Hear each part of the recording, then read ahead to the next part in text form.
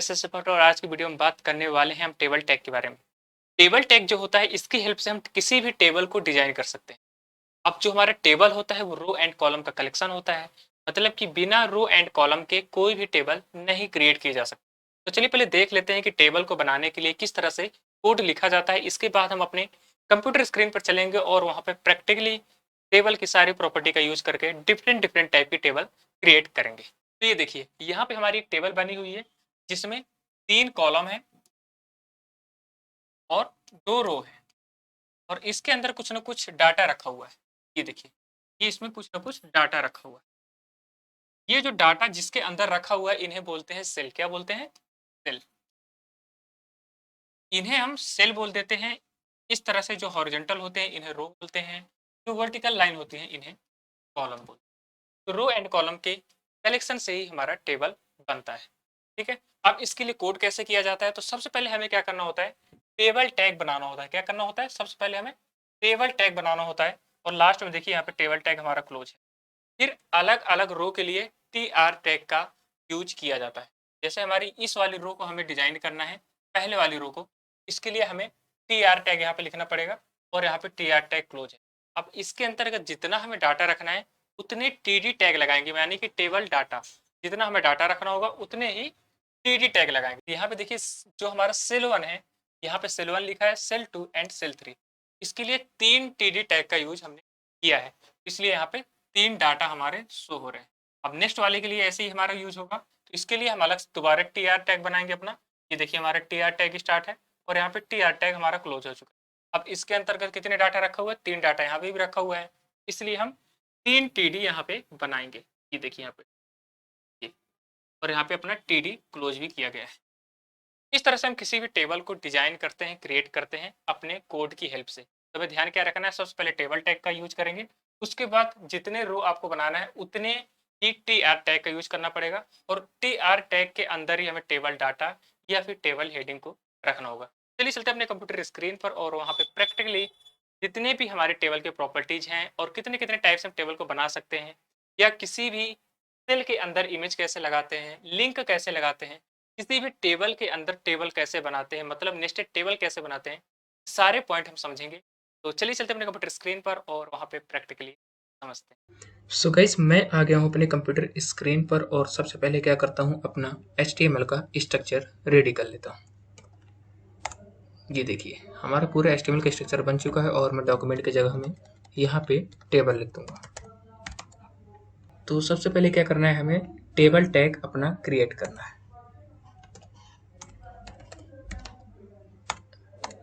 इसके बाद हमें क्या करना है, अपना टेबल का रो क्रिएट करना है। रो क्रिएट करने के लिए हमें पता है कि TR टैग का यूज किया जाता है, तो हम अपना TR टैग स्टार्ट कर लेंगे और यहाँ पे TR टैग स्टार्ट हो चुका है।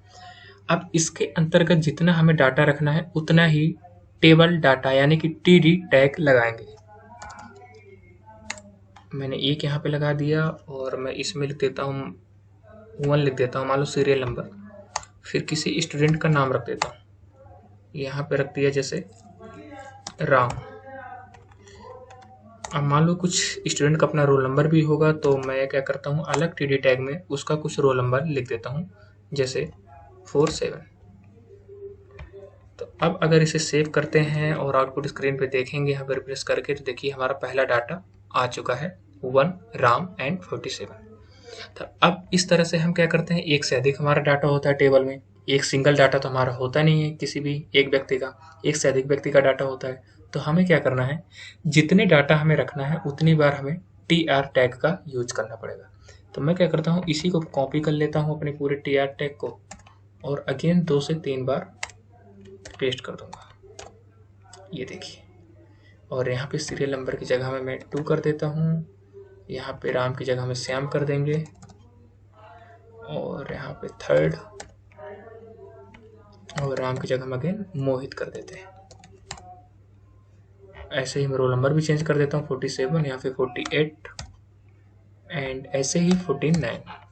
अब अगर इसे सेव करेंगे तो फिर देखिए अब एक से अधिक हमारा डाटा हो जाएगा, है ना। ये हो गया, पहले पे राम 47 इसका रोल नंबर है, श्याम, मोहित, इस तरह से। तो हमारे 3 व्यक्तियों का डाटा यहाँ पे आ चुका है। अब यहाँ पे ये टेबल किसी फॉर्म में लग नहीं रहा क्योंकि इसमें कोई बॉर्डर नहीं लगा है। तो बॉर्डर लगाने के लिए हमें टेबल टैग के अंदर ही जाना है और बॉर्डर एट्रीब्यूट का यूज करना है। अब कितने पिक्सल का हमें बॉर्डर रखना है वो हमें बताना पड़ेगा। मैं यहाँ पे 1 पिक्सल कर देता हूँ। सेव करेंगे एंड रिफ्रेश, तो ये देखिए हमारा टेबल इस साइड में बन चुका है। अब यहाँ पे जो हमारा सीरियल नंबर है 1 2 3 और यहाँ पे स्टूडेंट नेम है और इस साइड हमारा रोल नंबर है, लेकिन हमें देख के पता नहीं चल रहा है। तो इसके लिए हमें मैसेज शो कराना होता है टेबल हेडिंग के रूप में। तो जिस तरह से हमने टेबल डाटा बनाया है, टीडी टैग का यूज किया है, वैसे ही हमें अगर टेबल हेडिंग बनाना है तो उसके लिए भी टी आर टैग का यूज करना पड़ेगा और उसके अंदर हमें टी डी की जगह में टी एच यूज करना होगा, मतलब टेबल हेडिंग। तो यहाँ पे मैं टी आर बना लेता हूँ और इसके अंदर मैं टी एच, तो हमें 3 टी एच बनाना है तो मल्टीप्लाई में 3 कर दूंगा तो हमारे 3 टी एच बन जाएंगे। और पहले पे हमारा क्या है 1 है, सेकंड पे ये है और थर्ड पे ये, तो मतलब सीरियल नंबर है। तो यहाँ पे मैं क्या कर देता हूँ एस आर नंबर कर देता हूँ। सेकंड पे हमारा क्या है स्टूडेंट नेम है, तो यहाँ पे मैं क्या कर देता हूँ एस नेम। थर्ड पे हमारा क्या है रोल नंबर है, तो मैं यहाँ पे रोल नंबर कर देता हूँ। अगेन इसे सेव करेंगे तो देखिए यहाँ पे हेडिंग के तौर पे एक बन जाएगा। मैं यहाँ पे रिफ्रेश करता हूँ, ये देखिए यहाँ पे सीरियल नंबर आ चुका है और एस नेम आ चुका है और रोल नंबर आ चुका है। इससे हमें देख के पता चल जाएगा कि ये सीरियल नंबर है, ये स्टूडेंट का नाम है इस साइड और ये है रोल नंबर। तो अगर हमें कुछ हेडिंग के फॉर्म में कुछ मैसेज शो करना चाहते हैं हम, तो उसके लिए हम टी एच टैग का यूज करते हैं और उसे भी हमें टी आर टैग के अंतर्गत रखना पड़ेगा। ठीक है, ये बात आपको हमेशा ध्यान में रखना है। अब मैं चाहता हूँ कि कुछ टेबल का नाम भी आ जाए, तो उसके लिए मैं यहाँ पे कैप्शन रख देता हूँ। कैप्शन टैग का यूज करेंगे और यहाँ पे ये किसके बारे में टेबल है उसका नाम हम दे देंगे। मान लो यहाँ पे ये स्टूडेंट डिटेल है, तो मैं क्या करता हूँ यहाँ पे स्टूडेंट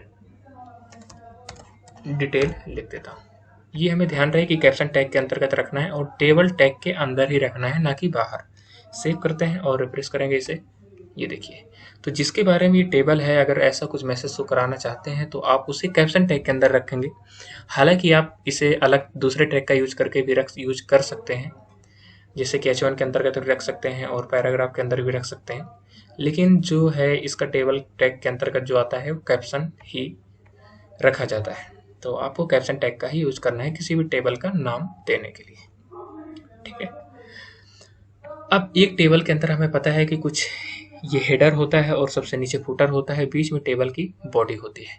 तो हम क्या करते हैं कि अगर हमें CSS में कुछ इसका स्टाइल देना है कि टेबल हेडिंग का स्टाइल कुछ अलग हो जाए, फिर कलर कुछ अलग हो जाए और टेबल फुटर का कलर कुछ और अलग हो जाए और टेबल बॉडी का कलर कुछ और हो जाए, तो उसके लिए हमारे पास अलग अलग टैग हैं। तो जैसे कि हमारा टेबल हेडिंग है ये चीज़, तो हम इसे टी हेड के अंतर्गत बंद कर देंगे। तो मैं चलता हूँ यहाँ पे पूरे TR को टी हेड के अंदर बंद कर दूंगा, टी हेड। अब इस टी हेड को मैं जो क्लोजिंग वाला है उसे कट करके और यहाँ पे लास्ट में इसके बंद कर देंगे। अब इसका बेनिफिट क्या है, अभी तो देखिए इसमें कोई भी इसके लेआउट में फ़र्क नहीं पड़ेगा। रिफ्रेश करेंगे, देखिए कोई फ़र्क नहीं पड़ा है। लेकिन अगर हम चाहते हैं कि हमारा जो हेडिंग है वो इसका कलर कुछ चेंज हो जाए, तो हमें सिंपली क्या करना होगा, टी हेड के अंदर ही स्टाइल टैग लगा देंगे और यहाँ पे इसका कलर कर देंगे रेड। तो हमारा जितना भी हेडिंग है उतना ही उसका कलर चेंज हो जाएगा, ये देखिए। तो इस तरह से हमें स्टाइल करने में बहुत ही आसानी होती है अगर हम इस तरह से इन्हें सेक्शन वाइज डिवाइड कर देते हैं। तो नेक्स्ट आ जाता है हमारा टेबल बॉडी। तो टेबल बॉडी में हमारे कौन कौन से आ रहे हैं, राम, श्याम एंड मोहित। तो मैं क्या कर देता हूँ, इसे टेबल की बॉडी जितनी है उसे टी बॉडी के अंदर बंद कर देता हूँ। तो यहाँ से हमारी टेबल बॉडी स्टार्ट है, तो मैं क्या कर देता हूँ टी बॉडी टैग स्टार्ट किया और क्लोजिंग जो टैग है हमारा उसे सबसे लास्ट में बंद कर दूंगा, यहाँ पे इस TR के नीचे, ये देखिए। अब मैं चाहता हूँ कि टेबल बॉडी का कलर कुछ और हो जाए, तो यहाँ पे हम अपना स्टाइल लगा देंगे। अब ये स्टाइल टैग समझ में नहीं आ रहा होगा, जैसे ही हम CSS अपने स्टार्ट करेंगे तो आप लोगों को ये स्टाइल टैग भी समझ में आ जाएगा। यहाँ पे मैं इसका कलर अगर ग्रीन करना चाहूँ तो इसका कलर मैं क्या कर देता हूँ, ग्रीन कर दूंगा। एंड इसे रिफ्रेश करेंगे, ये देखिए इसका कलर हमारा ग्रीन हो चुका है। मैं दूसरा कलर और लाइट में कर देता हूँ।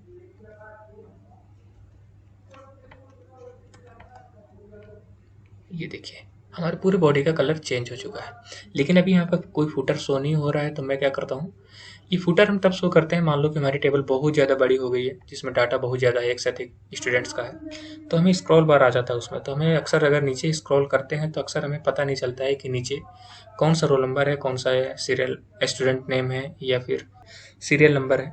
तो इस तरह से शो करने के लिए हम लास्ट में फुटर में भी सेम चीज़ अपने हेडिंग का दे देते हैं। तो हमारा हेडिंग कौन सी है, हमारी ये चीज़ है। तो मैं इसे पूरा कॉपी कर लेता हूँ और सबसे लास्ट में इसे पेस्ट कर दूंगा।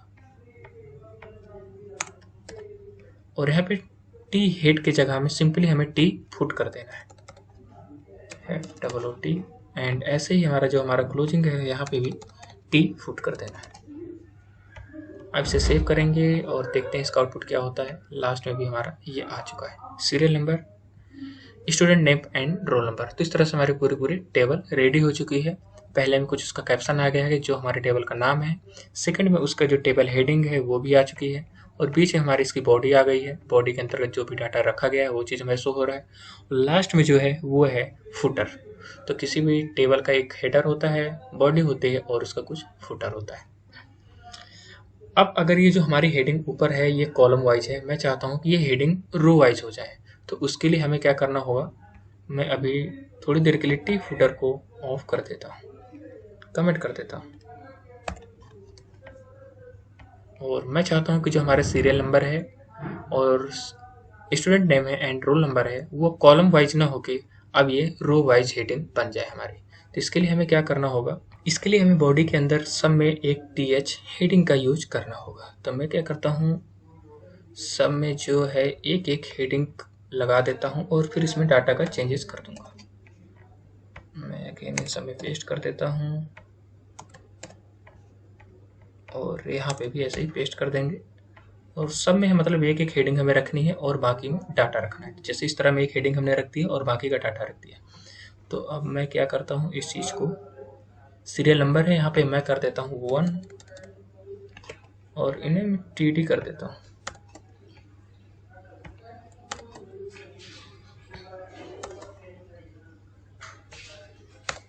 TD और इसे कर देता हूँ 2 और ऐसे ही हमारे एक TD और बना लेंगे जिसमें कर देंगे 3। तो इसमें सीरियल नंबर हमारा हो गया हेडिंग में और उसके अंदर 3 डाटा हमारा हो गया 1 2 3। ऐसे यहाँ पे स्टूडेंट नेम कर देंगे एस नेम और यहाँ पे हेडिंग में हमने ऐसे नेम कर दिया और यहाँ पे पहले में राम कर देंगे, अगेन श्याम और यहाँ पे क्या कर देंगे मोहित। और इस तरह यहाँ पे रोल नंबर कर देंगे टेबल हेडिंग में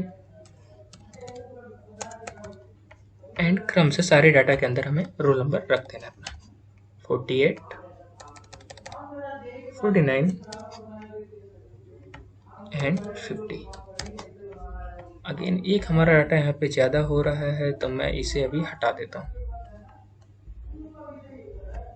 और इसे सेव करते हैं, देखते हैं आउटपुट क्या आ रहा है हमारा।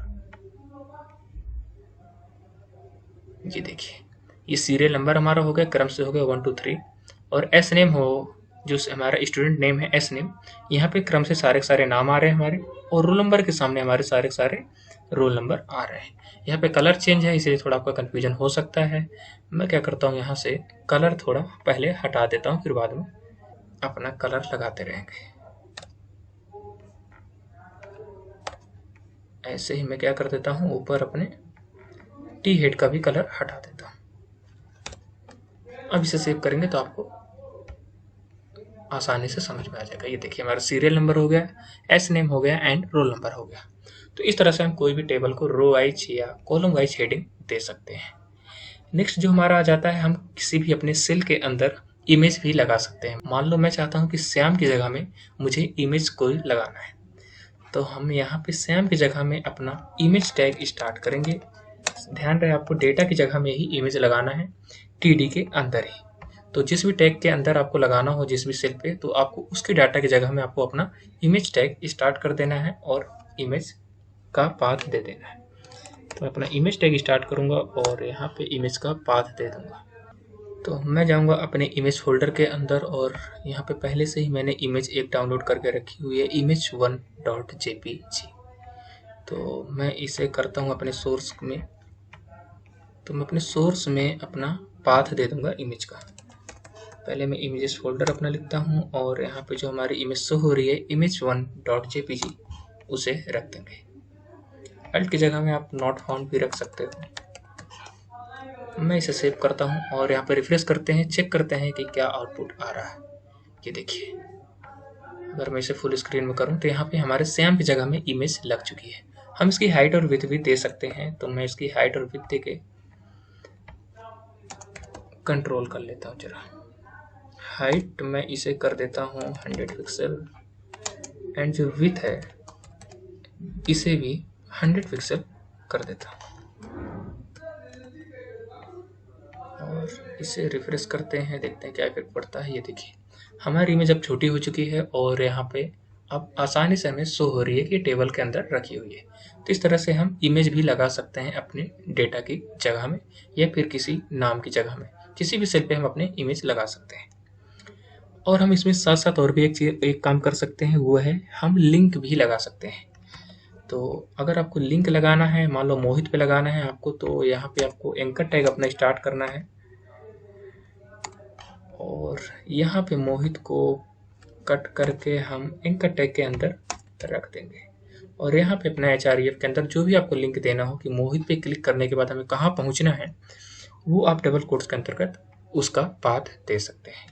तो इसे सेव करेंगे और चलते अपने आउटपुट स्क्रीन पे, रिफ्रेश करेंगे, देखना मोहित पे अभी हमारे यहाँ पे कुछ नहीं है लेकिन लिंक लग जाएगा। ये देखिए, अब यहाँ पे लिंक लग चुका है। तो इस तरह से आप टेबल के अंतर्गत मल्टीपल चेंजेस कर सकते हैं और अपने अकॉर्डिंग कोई भी टेबल कैसे भी डिजाइन कर सकते हैं। अब मैं चाहता हूँ कि नेस्टेड टेबल बनाएं। नेस्टेड टेबल का मतलब होता है कि टेबल के अंदर टेबल बनाना। मैं चाहता हूँ कि यहाँ पे जो 3 है इसकी जगह में 2 रो एंड 2 कॉलम का एक नया टेबल बन जाए। तो उसके लिए हमें क्या करना होगा, अपने इस सेल के अंतर्गत जाना होगा। तो हम चलते हैं अपने कोड पे और जो हमारा यहाँ पे जो सेल है 3rd, मैं इसे स्क्रीन को छोटा कर लेता हूँ।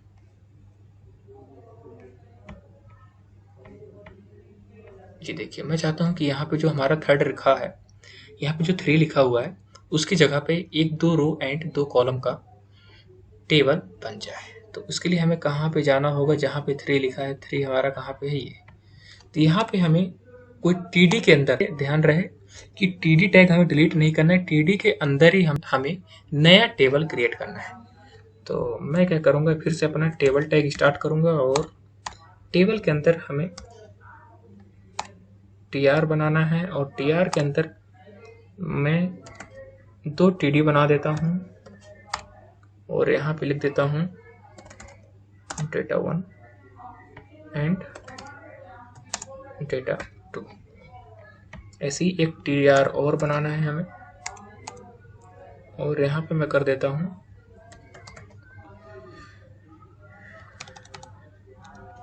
पहले टीडी बनाएंगे और यहाँ पे मैं कर देता हूँ डेटा 3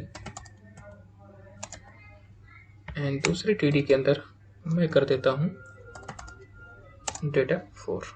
अगेन सेव करते हैं और रिफ्रेश करते हैं, देखना 3 की जगह में हमारा एक टेबल बन चुका है। लेकिन अभी इसमें कोई बॉर्डर नहीं आ रहा है तो हमें टेबल नहीं लग रहा है। हमें क्या करना होगा, टेबल के अंदर बॉर्डर एट्रीब्यूट का यूज करना होगा और यहाँ पे 1 पिक्सल का हम बॉर्डर दे देंगे। रिफ्रेश करते हैं, अगेन ये हमारा टेबल बन चुका है। तो अगर कभी आपको नीड होती है टेबल के अंदर दूसरी टेबल आपको बनानी हो तो आप इस तरह से कुछ उसे बना सकते हैं और इसे हम बोलते हैं नेस्टेड टेबल। तो आई होप आपको सारे पॉइंट टेबल के समझ में आए होंगे कि कैसे हम टेबल को किस किस तरह से क्रिएट कर सकते हैं और उसमें कैसे कैसे चेंजेस ला सकते हैं। Thank you so much guys, मिलते हैं नेक्स्ट वीडियो में।